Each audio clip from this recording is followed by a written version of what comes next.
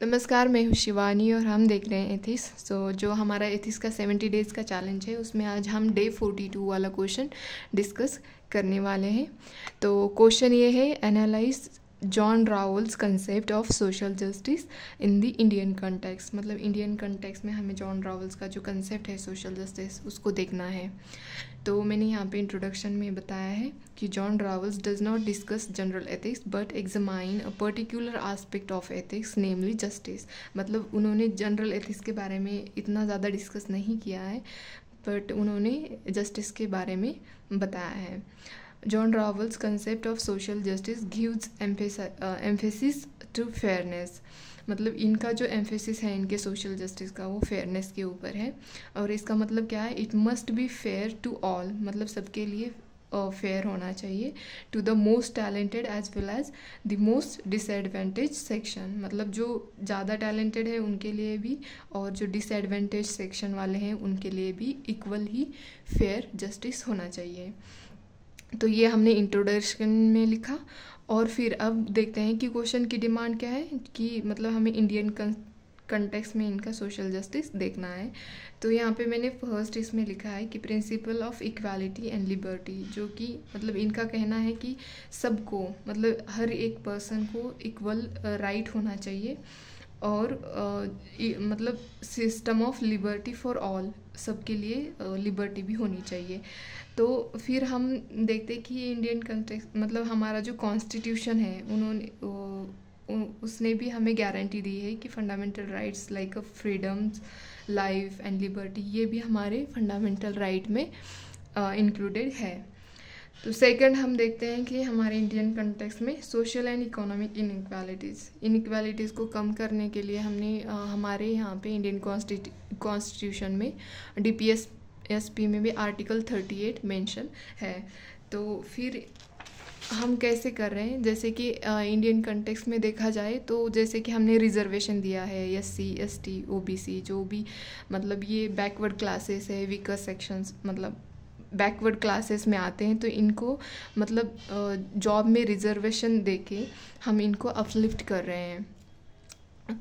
तो ये हमने यहाँ पे देखा। थर्ड है Raoul's theoretical well of ignorance. मतलब इसका मतलब क्या है, वेल ऑफ इग्नोरेंस, मतलब कि जैसे कोई इंडिविजुअल है, उसको पता नहीं होना चाहिए कि उसके इंटरेस्ट में क्या है, मतलब उसको क्या मिलने वाला है, मतलब बेनिफिट उसको क्या होना है। मतलब वो हमेशा ऐसे मतलब रहे कि उसको कुछ नहीं पता है, कि मतलब सबसे बैड सिचुएशन भी आ सकती है, इसी को लेके वो चले, मतलब इसी को लेके वो चलेगा तो क्या होगा कि सबके लिए जो है, जो भी सिचुएशन आएगी वो सबके लिए समान ही होगी।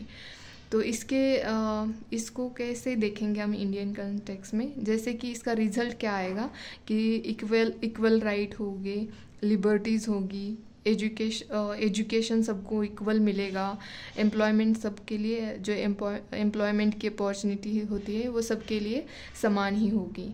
मतलब इसका मतलब यही है कि मतलब हर इंडिविजुअल के सामने एक वेल हो, मतलब एक पर्दा हो, तो उसको नहीं पता होगा ना कि उसको क्या मिलने वाला है। तो ये वो सोचेगा कि हर एक मतलब एट द एंड मुझे मिल के क्या मिलेगा, जो भी होगा वो सबके लिए समान ही होगा ना। तो यही सोच के चलेगा तो वो सबके लिए इक्वल जस्टिस मिल जाएगा। तो यही मैंने यहाँ पे ड्रॉ किया है, जो मैंने लिखा है। तो ये डायग्राम के थ्रू मैंने यहाँ पे दिखाया है कि जैसे theory of social justice as fairness, equal liberty, मतलब इसका मतलब रिजल्ट क्या होगा कि equal constitutional right guaranteed. And second, original position plus veil of ignorance, मतलब फेयर डिसीजन होगा। अगर कोई इंडिविजुअल को पता ही नहीं होगा कि क्या मिलने वाला है, तो इसका मतलब क्या होगा कि फेयर डिसीजन रहेगा। यहाँ पे सोशल एंड इकोनॉमिक इनइक्वालिटीज़, तो उसमें क्या होगा, जो मार्जिनाइज लोग हैं तो उनको अपलिफ्टिंग हो जाएगा उनका। तो फिर देखते हैं फर्दर कि मतलब और मतलब कैसे अप्लाइड कर सकते हैं। तो यहाँ पे लिखा है मैंने, original position, everyone in the society would be place in a particular situation. तो क्या होगा कि ओरिजिनल वो पोजीशन पे रहेंगे, क्योंकि उनको पता है कि at the end equally justice सबको मिलने वाला है, जो भी राइट्स ले जाएंगे वो इक्वली ही होंगे। फिर सेकंड है कि जो सॉल्व होगी जो सोशल इश्यूज है, जैसे कि सोशियो इकोनॉमिक इनइक्वालिटीज़, वो भी सॉल्व हो जाएंगे। और थर्ड है implement equal liberty in the case of under trial prisoners. मतलब अगर सपोज को मतलब किसी प्रिजन का ट्रायल चल रहा है, अगर उसके लिए हम इक्वल लिबर्टी देंगे तो वो मतलब फेयर ही होगा, उसके लिए जस्टिस फेयर मिलेगा।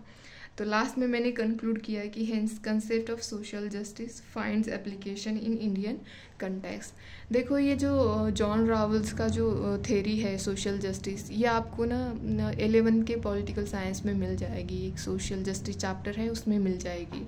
और नहीं तो एथिक्स के जो बुक्स होते हैं उनके अंदर भी है, इनके बारे में आप पढ़े तो आपको ज़्यादा क्लैरिटी आएगी। हालांकि अगर मैंने बताया है इससे अगर आपको समझ में आया तो वेल एंड गुड, अगर नहीं आता है तो आप अपना मतलब खुद भी सर्च करके देख सकते हैं ताकि आपको क्लैरिटी हो।